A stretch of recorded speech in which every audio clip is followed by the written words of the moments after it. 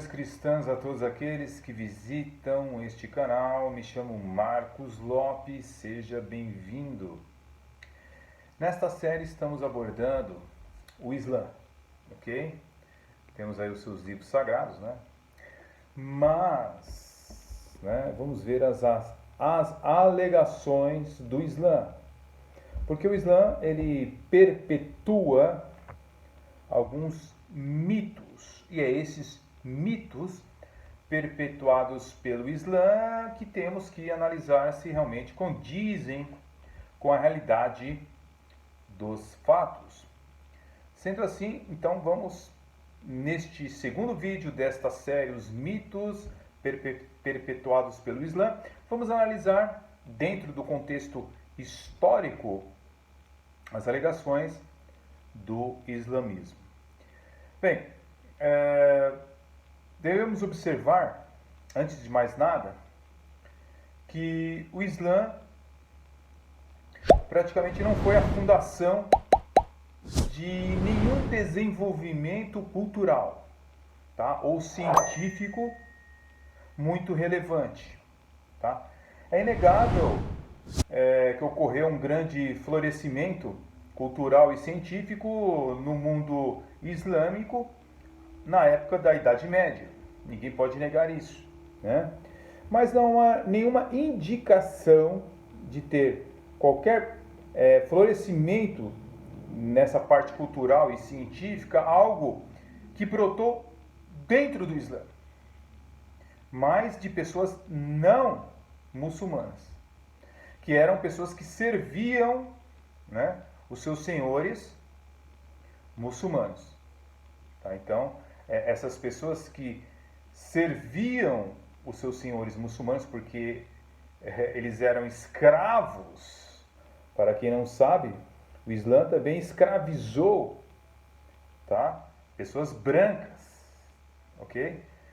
Isso a gente pode tratar num outro vídeo, uma outra questão, mas muita gente fala da escravidão negra, mas o Islã também escravizou pessoas brancas, ok? Não só o Islã, mas nós temos no relato da história pessoas brancas que também foram escravizadas, ok?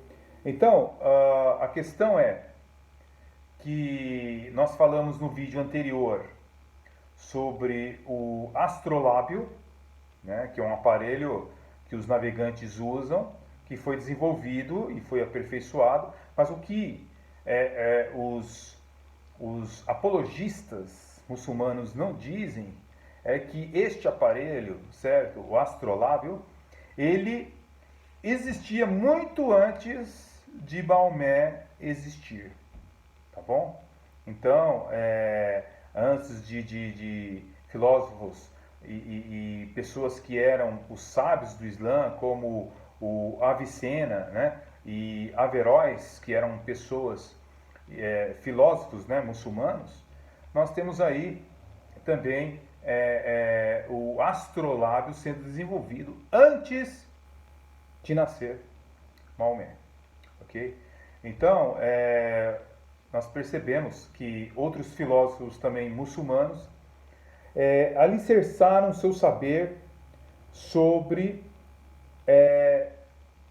a sabedoria pagã de Aristóteles, ok? Então, quem preservou praticamente a obra aristotélica das devastações medievais não foram os muçulmanos, foram os cristãos, ok? Como, por exemplo, o padre Pobro de Antioquia, que no século V, certo, apresentou Aristóteles ao mundo arafônico. Ou seja, o padre Poblo de Antioquia, que no século V foi que apresentou Aristóteles ao mundo árabe. O cristão Nubai ibn Isa, que viveu de 809 até 873, ele traduziu para o siríaco muitas obras de Aristóteles, Platão, Galeno, certo? Hipócrates, né? Então foram trazidas essas obras para o árabe. Foi a partir disso que os muçulmanos começaram a ter conhecimento de Aristóteles, por exemplo. Tá bom? É isso que os apologistas muçulmanos não contam para você.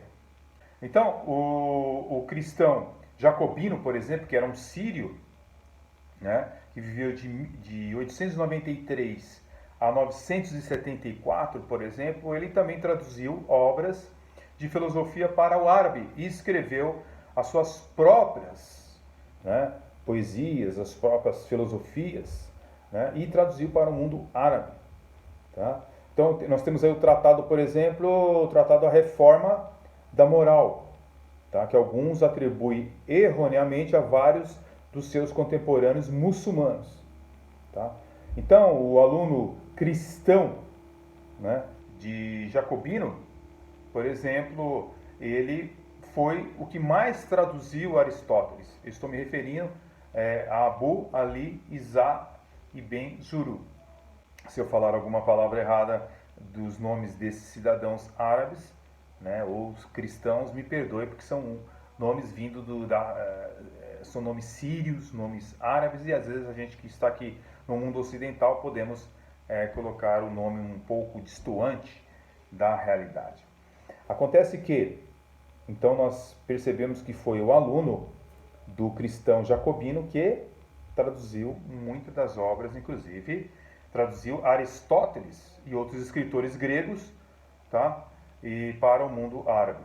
O primeiro tratado médico em língua árabe, por exemplo, nós temos aí sendo formado no ano 683.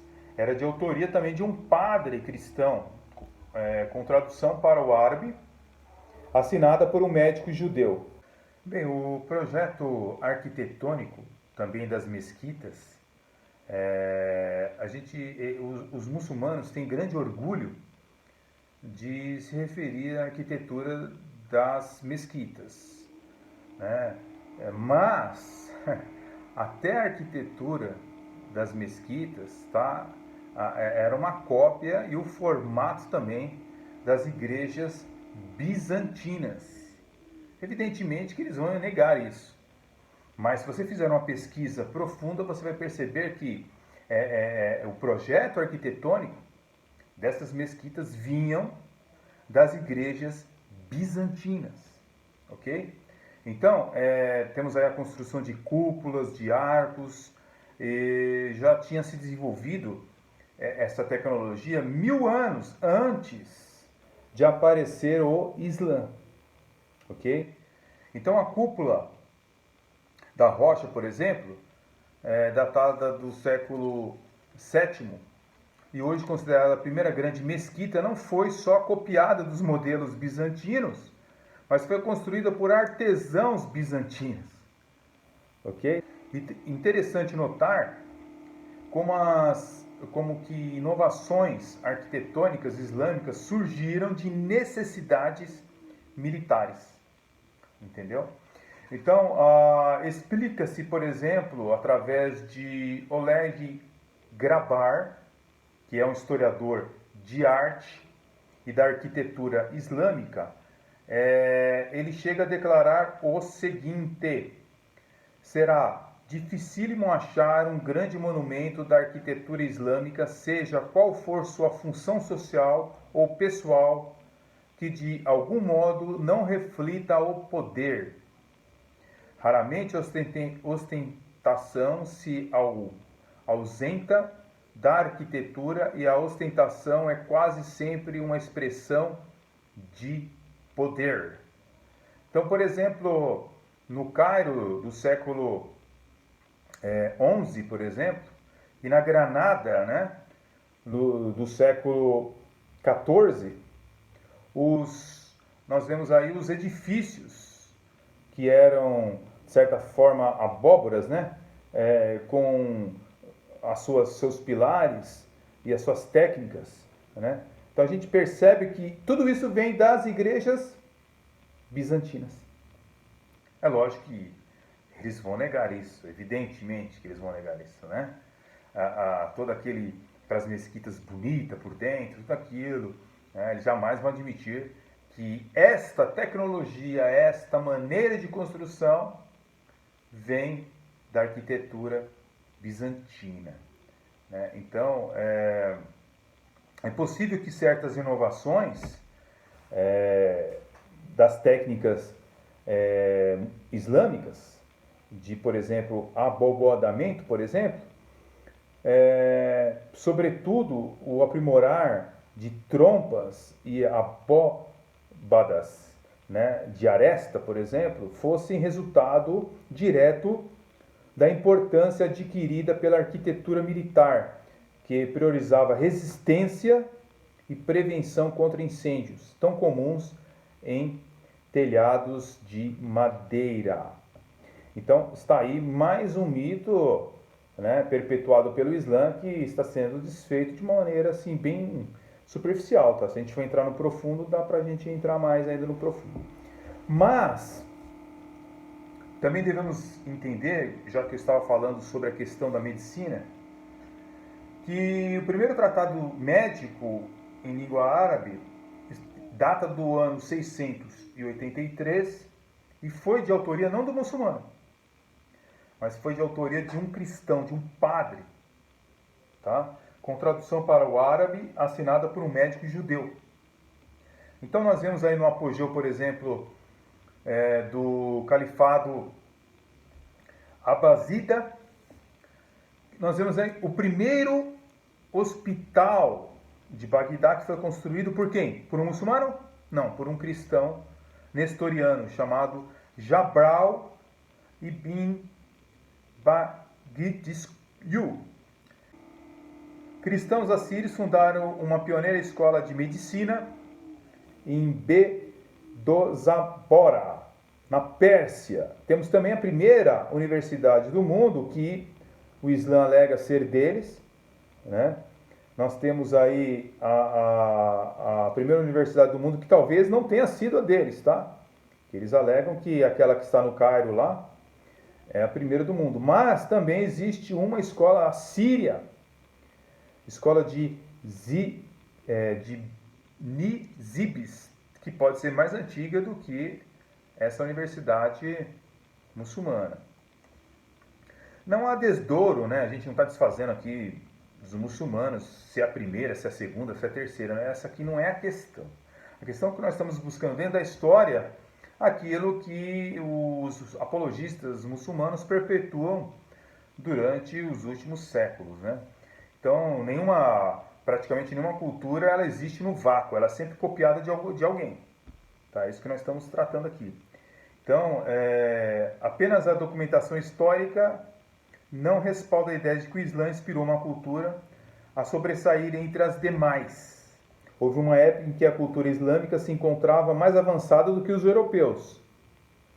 Mas essa superioridade corresponde exatamente ao período em que os muçulmanos foram capazes de aproveitar o desenvolvimento que já existia na civilização bizantina. Tá? Então, a igreja, por exemplo, de Santa Sofia, a igreja de Santa Sofia, ela era uma igreja cristã, uma das maiores igrejas cristãs bizantinas. Mas o Islã tomou, né, aquele templo e se tornou, hoje, uma mesquita. Tá bom? Então, nós vemos também no século VII, os invasores muçulmanos da Pérsia, em relação àqueles que tinham convertido, né, eles eram tão atrasados que andavam a cambiar ouro, material que nunca tinham visto antes, por prata, e utilizar canfora, substância inteiramente nova para eles, para os muçulmanos, na culinária. Então, deveríamos mesmo acreditar que esses homens broncos pisaram terras estranhas, trazendo debaixo do braço novos e arrojados projetos artísticos e arquitetônicos? Não. Quando, porém, eles já não tinham mais o que tomar de Bizâncio e da Pérsia, e suficientes judeus e cristãos haviam sido convertidos ao Islã, ou subjugados, ou escravizados, né? O Islã mergulhou num período de estagnação intelectual da qual até hoje não emergiu. A pergunta que não quer calar é: se o Islã de fato atingiu um tão alto nível de realização cultural, por que entrou em declínio tão abrupto, íngreme e prolongado? Depois que alguns povos foram subjugados, o Islã não progrediu mais culturalmente. Então está aí mais um mito dos muçulmanos que são perpetuados pelos séculos sendo desfeito. Até o próximo estudo, onde serão analisados novos conhecimentos. Deus abençoe a todos, fiquem na paz e até o próximo estudo. Amém.